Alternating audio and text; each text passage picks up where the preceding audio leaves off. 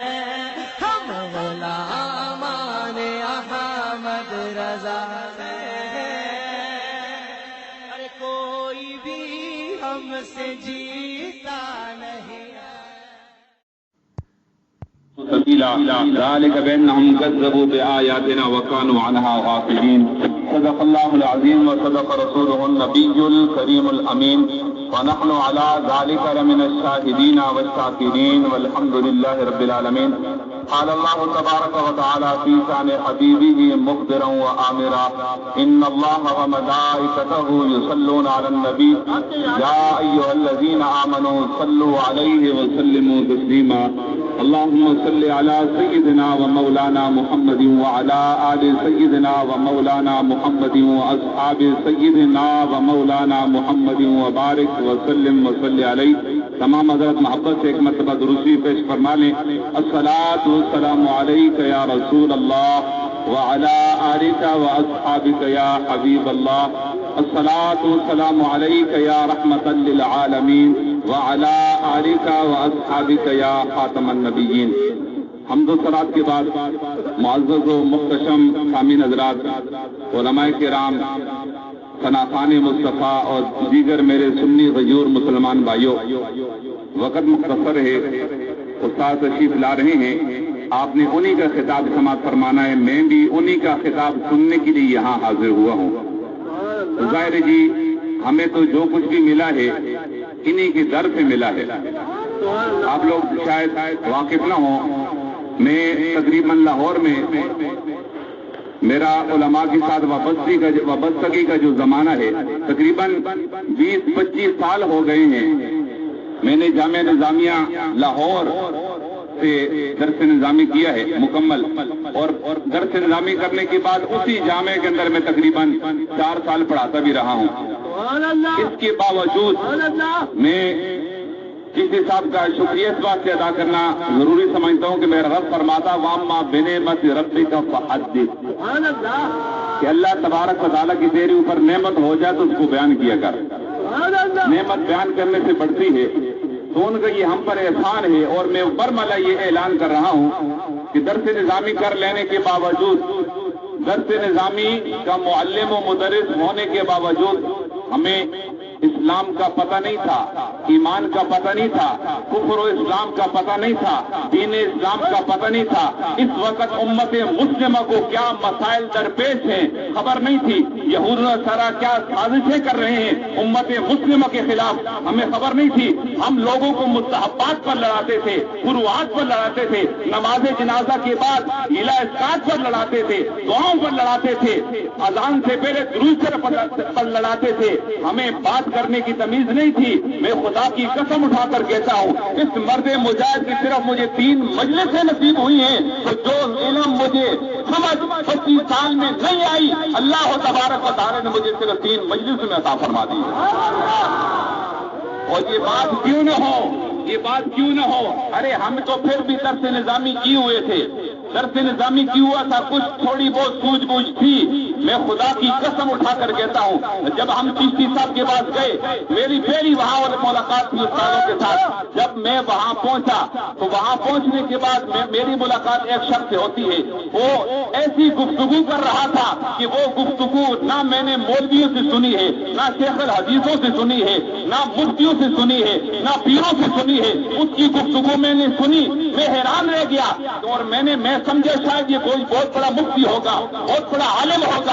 میں نے اس سے پوچھا اے میرے بھائی یہ تیرا سینہ جو اتنا منور ہوا ہے یہ کہاں سے ہوا، کیسے ہوا؟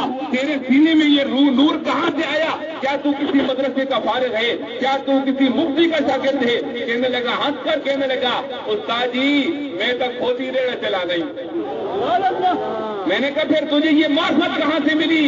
وہ کہنے لگا میں استاد مفتی فضل احمد چشتی صاحب کے خطاب سن کر میرے رب نے میرے سینے کو منور فرما دیا ہے.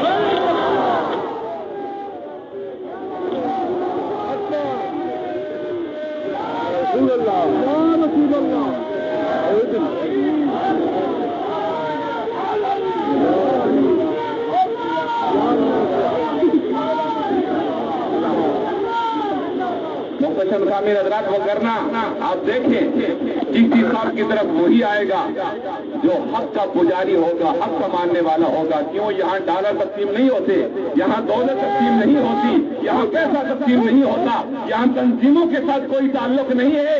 چشتی صاحب کے ساتھ وہی آئے گا جس کے بارے میں ہمارے بزرگ فرماتے ہیں یہ سفر ہے کوئے جانا, یہاں قدم قدم پہ بنائیں, جنہیں زندگی ہو پیاری وہ یہیں سے لوٹ جائیں. کیوں؟ اس واسطے کہ میرے کریم آقا صلی اللہ علیہ وسلم نے فرمایا تھا, آپ نے فرمایا آخری زمانے کے اندر دین پر چلنا اور دین کو بیان کرنا اتنا مشکل ہو جائے گا جس طرح ہاتھ کی ہتھیلی پر انگارہ رکھنا مشکل ہے. اور میرے بھائی مجھے بتا کون سی فکر ہے کہ جس پر چلنے والا اپنے ہاتھ کی ہتھیلی پر انگارہ رکھ رہا ہے؟ کوئی فکر ایسی نہیں ہے دنیا کی.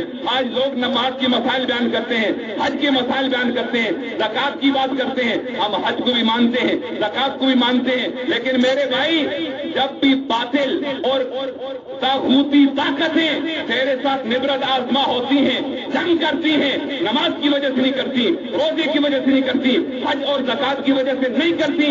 باطل جب بھی لڑتا ہے اس وقت لڑتا ہے جب باطل کو للکار کر کہا جائے ہم صرف مصلی امامت پر امام کو شریعت کے مطابق نہیں دیکھنا چاہتے بلکہ تخت پر بیٹھنے والے بادشاہ کو بھی سرکار کا غلام دیکھنا چاہتے ہیں. جب آپ یہ بات کریں گے تو پھر آپ کو لڑنے کی ضرورت نہیں ہے, باطل گھر آ کر آپ کے ساتھ لڑنا شروع ہو جائے گا.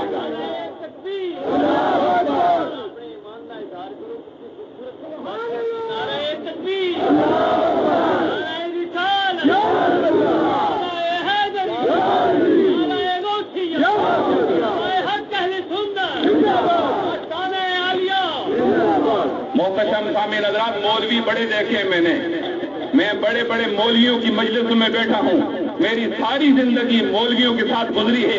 خدا کی قسم آج کے مولویوں کو نماز کے مسائل بھی نہیں آتے, حج زکات کے مسائل بھی صحیح نہیں جانتے. خدا کی قسم اٹھا کر کہتا ہوں امت مسلم کو جو مسائل درپیش ہیں اگر ان کا کوئی حل جانتا ہے تو وہ مفتی فضل احمد چشتی ہے.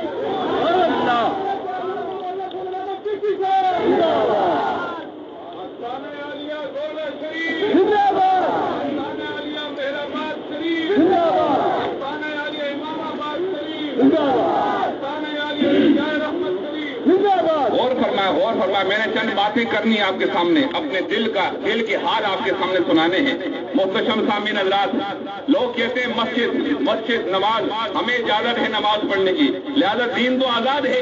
ارے میرے بھائی علامہ اقبال نے ایسے ہی بے وقوف اور احمقوں کو سمجھانے کے لیے کہا تھا, اے مرد مسلمان تجھ کو وہ قوت نہیں حاصل, جا بیٹھ کسی غار میں اللہ کو کر یاد. علامہ اقبال نے سمجھا تھا مسلمان تیرے اندر وہ بازو, تیرے بازو میں وہ طاقت نہیں ہے, جا بیٹھ کسی غار میں اللہ کو کر یاد. مسکینیوں محکومیوں نومیدیوں جاوید جس کا یہ تصوف ہو وہ اسلام کر آزاد. اور فرماتے ہیں اللہ کو جو ہے ہند میں سجدے کی اجازت, اللہ کو جو ہے ہند میں سجدے کی اجازت. نادان یہ سمجھتا ہے کہ اسلام ہے آزاد. اے مملکت ہند میں یہ طرفہ تماشا, اسلام ہے محبوب, مسلمان ہے آزاد. ارے میرے بھائی تیرا اسلام آزاد نہیں ہے. اگر اسلام آزاد ہوتا تو غازی ممتاز حسین قادری کو سخت دار پر نہ لٹکایا جاتا. اگر اسلام آزاد ہوتا تو برما کے اندر ان بچیوں کی گردنوں پر خنجر نہ چلائے جاتے. اگر اسلام آزاد ہوتا ان معصوم بچوں کے کنوں کے اوپر خنجر نہ چلائے جاتے. اور پوری دنیا کے کافر تماشا دیکھ رہے ہیں, امت مسلم کو آزما رہے ہیں, ان کے اندر غیرت ہے کہ نہیں؟ ارے میرے بھائی ہمارے مولوی حکومت سے اپیل کر رہے ہیں, او حکومت والے جاؤ سے لڑو. میں نے کہا یہ کوئی پہلا واقعہ نہیں ہے. شام کے اندر تباہ یہ فوج نے دیکھی کہ نہ دیکھی؟ اس حکومت کے سامنے شام تباہ ہوا کہ نہ ہوا؟ محبت سے بولو ہوا کہ نہ ہوا؟ عراق تباہ ہوا کہ نہ ہوا؟ افغانستان تباہ ہوا کہ نہ ہوا؟ افغانستان کے اندر بچے اور یتیم ہوئے کہ نہ ہوئے؟ عورتیں بیوہ ہوئی کہ نہ ہوئی؟ مجھے بتا تیری حکومت نے کیا کیا ہے, کیا کیا تھا؟ ارے مسلمان ایک سوراخ سے بار بار نہیں ڈسا جاتا. یہ کوئی محمد بن قاسم نہیں ہے جو اپنی ایک بہن کی عزت بچانے کے لیے پورا سندھ جس نے فتح کر دیا تھا، کیونکہ وہ محمد عربی کا غلام تھا۔ محمد بن قاسم محمد عربی کا غلام تھا، اور یہ خبیث اقوام متحدہ کے غلام ہیں۔ اقوام متحدہ کا ٹٹو اور غلام جو ہوتا ہے وہ برما کے مسلمانوں کی مدد نہیں کر سکتا۔ برما کے مسلمانوں کی مدد وہی کرے گا جو سید عالم کا غلام فاروق اعظم کی طرح ہو گئے۔ محتشم سامعین حضرات، قابل غور بات ہے، قابل غور بات ہے۔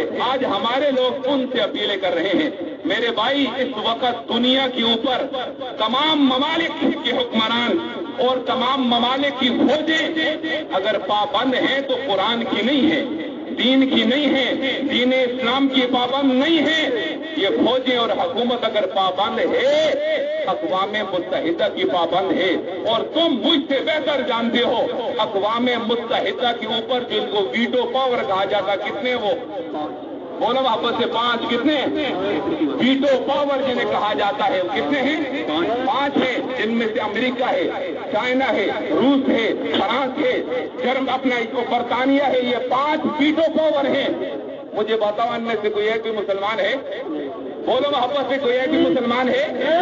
ارے میرے بھائی، جو تیری حکومت جب اقوام متحدہ کی پابند ہے، اقوام متحدہ کی پابند جو ہو نا، وہ محمد عربی کے غلاموں کا دفاع نہیں کر سکتے۔ محمد عربی کے غلاموں کا دفاع وہی کرے گا جو کسی اقوام کا نہیں، محمد عربی کا غلام ہوگا۔ تو محترم سامعین حضرات، اس امت مسلمہ کے زوال اور عروج کی کہانی آپ نے سنی ہوگی علماء کی زبانی۔ یہ اس امت کو عروج کیسے ملا اور یہ امت برباد کیسے ہوئی، میں چند لفظوں کے اندر اس امت مسلمہ کے عروج اور زوال کی کہانی آپ کے سامنے بیان کرتا ہوں۔ خدا کی قسم اٹھا کر کہتا ہوں، یہ موتی مجھے ملے ہیں تو اپنے استاد کے سینہ اقدس سے ملے ہیں۔ سارے حضرات بیٹھو، اپنی اپنی جگہ تشریف رکھو، تشریف رکھیں جناب۔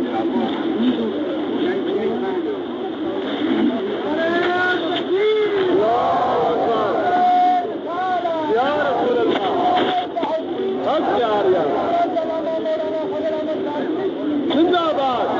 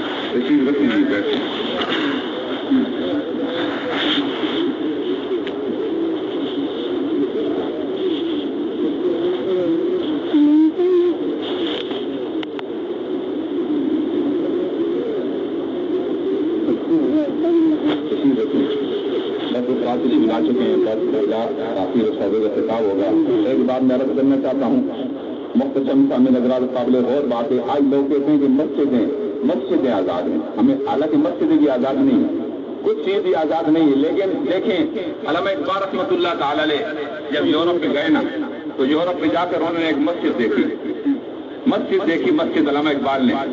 تو علامہ اقبال نے دیکھا اس کے اندر بڑی بہترین کاریگری تھی، بہترین ہنر کا اظہار کیا گیا تھا، بڑی بہترین خوبصورت مسجد تھی۔ تو اقبال نے یہ نہیں کہا یہ مسجد ہے، فرماتے ہیں میری نگاہ کمال ہنر کو کیا دیکھے، میری نگاہ کمال ہنر کو کیا دیکھے کہ حق سے ہے یہ حرم مغربی بیگانہ، حرم نہیں ہے۔ کیا فرماتے ہیں؟ حرم کسے کہتے ہیں؟ مسجد کو۔ فرماتے ہیں مسجد نہیں ہے، حرم نہیں ہے، فرنگی کرشمہ بازوں نے تنے حرم میں چھپا دی روح بت خانہ۔ تو اللہ تبارک و تعالی امت مسلمہ کو سمجھ عطا فرمائے. آپ کا ملک، آپ کا دین اس وقت آزاد ہوگا، اسلام اس وقت آزاد ہوگا جب معیشت بھی اسلامی ہوگی، معاشرت بھی اسلامی ہوگی، حکومت بھی اسلامی ہوگی، سیاست بھی اسلامی ہوگی، تعلیم بھی اسلامی ہوگی. جب یہ ساری باتیں اسلامی ہو جائیں اس وقت کہنا کہ میں آزاد ہوں. ابھی ہم آزاد نہیں ہیں، ہم بدترین غلامی کی زندگی گزار رہے ہیں. اللہ تبارک و تعالی امت مسلمہ کو آزادی عطا فرمائے. تو اب اس جو نا استاذی مکرم سے پہلے میں 2-3 آیات بینات پیش کرنے کے لیے